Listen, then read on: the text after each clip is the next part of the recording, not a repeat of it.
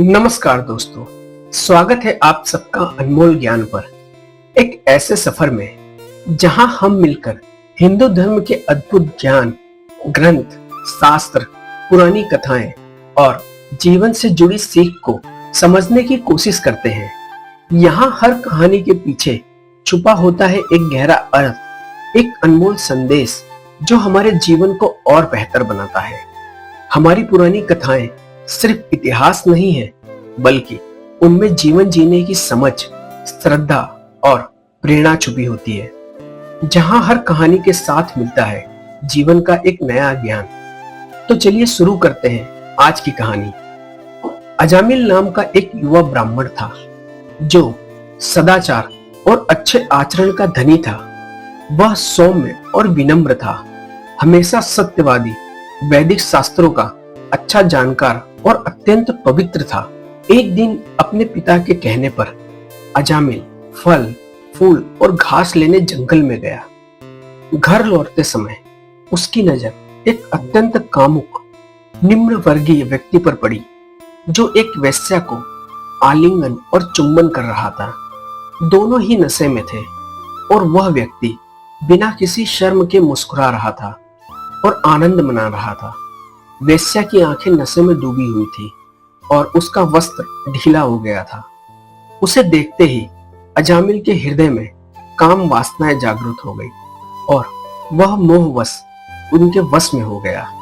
शास्त्रों के निर्देशों को याद करते हुए अजामिल ने उस स्त्री की ओर दृष्टि न डालने का प्रयत्न किया। उसने अपनी विद्या और बुद्धि से अपनी काम वासनाओं पर नियंत्रण रखने का प्रयत्न किया, परंतु वह असफल रहा और फलस्वरूप उसने अपनी सारी विवेक बुद्धि खो दी। आने वाले दिनों में वह सदैव उस वेश्या के बारे में सोचता रहा और कुछ ही समय में उसने अपने घर में उसे दासी बना लिया और समस्त ब्राह्मणीय सिद्धांतों का त्याग कर दिया। अजामिल ने अपने पिता से विरासत में मिले धन को वेश्या की संतुष्टि के लिए तरह तरह के उपहारों पर खर्च करना शुरू कर दिया। यहाँ तक कि उसने अपनी सुंदर युवा पत्नी, जो एक बहुत ही प्रतिष्ठित परिवार से थी, उसको भी त्याग कर दिया। इस प्रकार अजामिल ने अपना लंबा जीवन गैर जिम्मेदाराना तरीके से पवित्र शास्त्रों के सभी नियमों और विनियमों को तोड़ते हुए बिताया। वह अशुद्धता और निषिद्ध कार्यों का आदी था। फिजूल खर्ची करते हुए वह दूसरों को परेशान करके, धोखाधड़ी करके, जुआ खेलकर और चोरी करके अपने परिवार का पालन पोषण करता था। अजामिल के जीवन के 88 वर्षों में उस वेश्या से उसके 10 पुत्र हुए। अजामिल का सबसे छोटा पुत्र नारायण नाम का एक शिशु था। स्वाभाविक रूप से अपने माता पिता दोनों को बहुत प्रिय था। बालक की टूटी फूटी भाषा और अजीब हरकतों ने उसे अजामिल को बहुत प्रिय बना दिया था, जो हमेशा उसका ध्यान रखते और गतिविधियों का आनंद लेते। नारायण भगवान का एक नाम है और इस प्रकार अनजाने में वह वृद्ध व्यक्ति अजामिल हमेशा भगवान का पवित्र नाम का जप कर रहा था। हालांकि वह अपने पुत्र की बात कर रहा था, न कि मूल नारायण की। फिर भी अजामिल पवित्र हो रहा था, क्योंकि नारायण का पवित्र नाम अत्यंत शक्तिशाली है। अपने पुत्र का ध्यान करते और उसका नाम पुकारते हुए अजामिल को यह पता ही नहीं चला कि उसका अपना जीवन कब समाप्त हो चुका है। जैसे जैसे मूर्ख अजामिल की मृत्यु का समय निकट आया, वह केवल अपने पुत्र नारायण के बारे में सोचने लगा। मृत्यु के समय अजामिल ने 3 विचित्र व्यक्तियों को देखा, जिनके शरीर विकृत थे, चेहरे भयंकर और टेढ़े थे और शरीर पर रोंगटे खड़े थे। वे यमदूत यानी मृत्यु के देवता यमराज के सेवक थे और वे अजामिल को अपने स्वामी के धाम ले जाने आए थे। उन्हें देखकर अजामिल अत्यंत हतप्रभ रह गया और थोड़ी ही दूर पर खेल रहे अपने बच्चे के प्रति आसक्ति के कारण उसने जोर से और आंसू बहाते हुए उस बच्चे का नाम पुकारा, नारायण। तत्काल ही परम भगवान विष्णु के सेवक विष्णु दूत वहां आ पहुंचे। उन्होंने मरणासन अजामिल के मुख से अपने स्वामी का पवित्र नाम सुना था, जिसने बिना किसी अपराध के जप किया था। क्योंकि वह पूर्ण चिंता में था। जैसे ही विष्णु दूत पहुंचे, यमदूत मरणासन अजामिल के शरीर से उसकी आत्मा को छीन रहे थे। गूंजती हुई आवाजों के साथ भगवान विष्णु के दूतों ने उन्हें रुकने का आदेश दिया और इस प्रकार अजामिल को मृत्यु से बचा लिया। यद्यपि यमराज के सेवकों का अधिकार सभी पापी जीवों पर है, फिर भी यदि कोई परम भगवान विष्णु के भक्त के साथ अन्याय करता है तो विष्णु के दूत स्वयं यमराज को भी दंडित करने में सक्षम है। जब यमदूतों को अपना कार्य करने से मना कर दिया गया तो वे चिल्ला उठे, महाराज आप कौन हैं जो यमराज के अधिकार क्षेत्र को चुनौती देने का साहस कर रहे हैं? आप किसके सेवक हैं? कहां से आए हैं और हमें अजामिल को छूने से क्यों मना कर रहे हैं? आपको पता होना चाहिए कि इस अजामिल ने अपने पापों का प्रायश्चित नहीं किया। उसके पापमय जीवन के कारण हमें उसे दंड देने के लिए यमराज के दरबार में ले जाना होगा। उसके पाप कर्मों की सीमा के अनुसार उसे दंड दिया जाएगा और इस प्रकार वह शुद्ध हो जाएगा।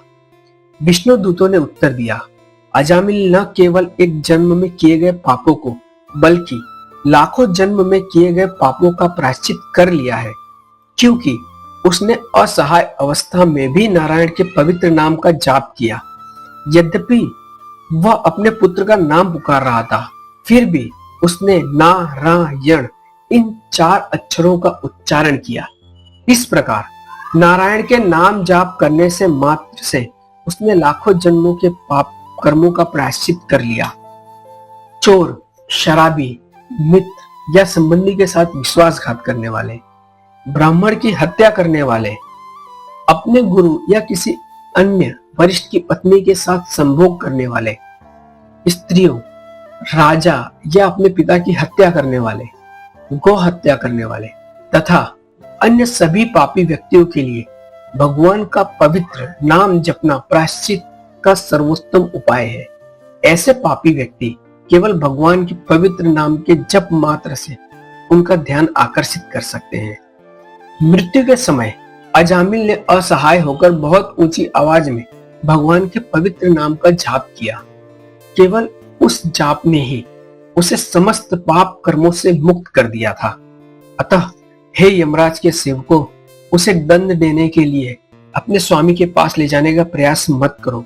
जो व्यक्ति पवित्र नाम का जाप करता है वह असीमित पापों के फल से तुरंत मुक्त हो जाता है, भले ही वह अप्रत्यक्ष रूप से किसी और बात का संकेत देने के लिए, मजाक में, संगीत में, मनोरंजन के लिए या यहाँ तक कि लापरवाही से भी जाप करता हो। इसे सभी शास्त्रों के विद्वान स्वीकार करते हैं। यदि कोई हरि के पवित्र नाम का जाप करता है और फिर किसी आकस्मिक दुर्भाग्य के कारण उसकी मृत्यु हो जाती है तो वह पापी होने पर भी नारकीय जीवन में प्रवेश करने से तुरंत मुक्त हो जाता है। यद्यपि व्यक्ति तपस्या, दान, व्रत आदि से पापमय जीवन के कर्मों को निष्प्रभावी कर सकता है, किंतु ये पुण्य कर्म उसके हृदय से भौतिक इच्छाओं को जड़ से नहीं उखाड़ सकते। तथापि यदि कोई भगवान की सेवा करता है तो वह ऐसे सभी कर्मों से तुरंत मुक्त हो जाता है।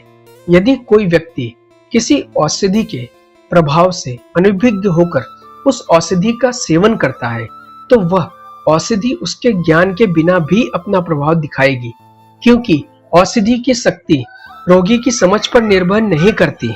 इसी प्रकार भले ही कोई व्यक्ति भगवान के पवित्र नाम के जाप का महत्व न जानता हो, यदि वह जाने अनजाने में जाप करता है तो वह जाप अत्यंत प्रभावी होगा। विष्णु दूतों ने ब्राह्मण अजामिल को यमदूतों के बंधन से मुक्त कर दिया और इस प्रकार उसे मृत्यु से बचा लिया। अब भय मुक्त अजामिल को होश आया और उसने तुरंत विष्णु दूतों के चरणों में सिर झुकाकर उन्हें प्रणाम किया। वह उनकी उपस्थिति से अत्यंत प्रसन्न था, क्योंकि उन्होंने उसे यमदूतों से बचाया था। जब विष्णु दूतों ने देखा कि अजामिल कुछ कहने का प्रयास कर रहा है तो वे अचानक अदृश्य हो गए। यमदूतों और विष्णु दूतों के बीच का संवाद सुनकर अजामिल अब जीव और भगवान के बीच के संबंध से संबंधित दिव्य धार्मिक सिद्धांतों को समझ सकता था।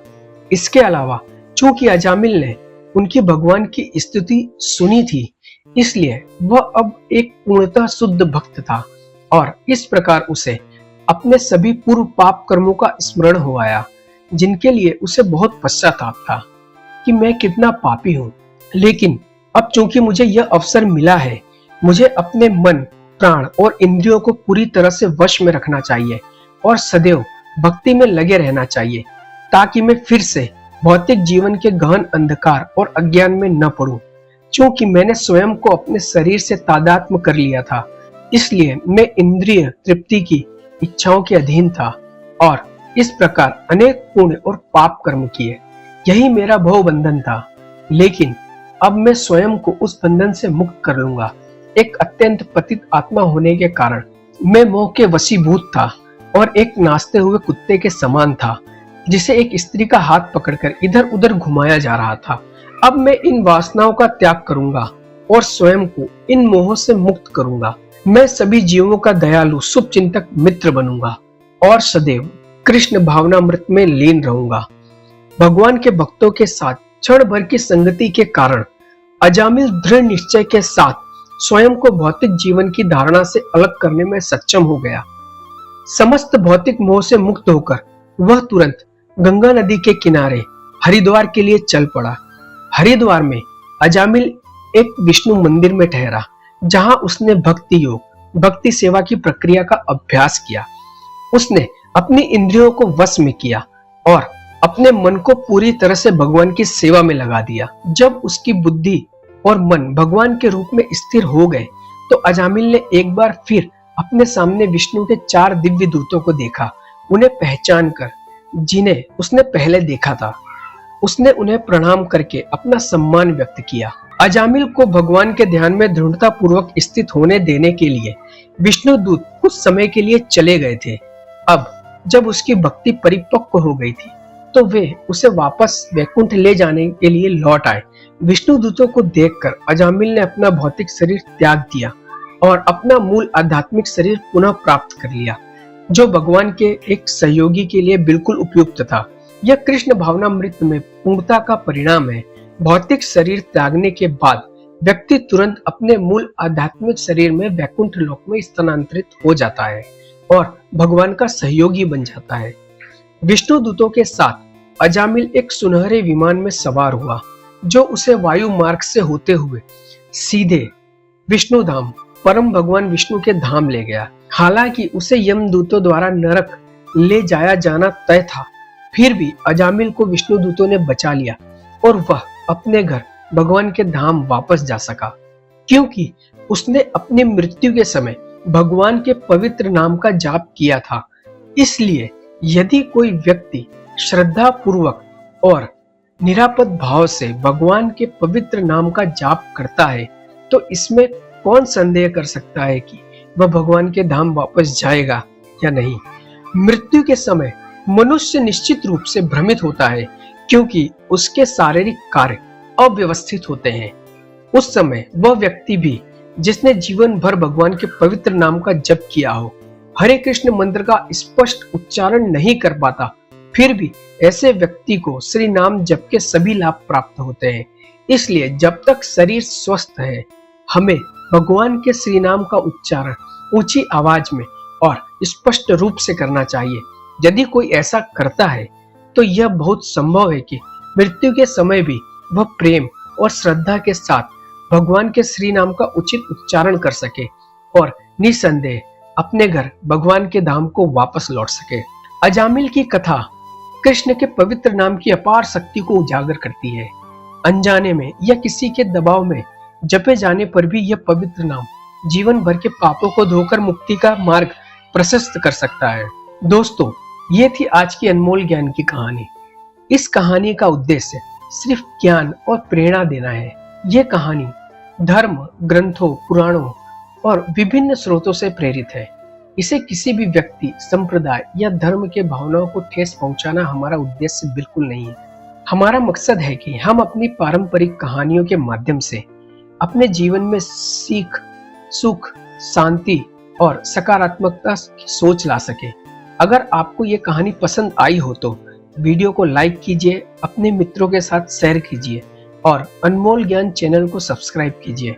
और हाँ, अगली कहानी का अपडेट पाने के लिए बेल आइकन बटन दबाना ना भूलें, ताकि ऐसी ही और धार्मिक और प्रेरणादायक कहानियां आप तक पहुंचती रहे।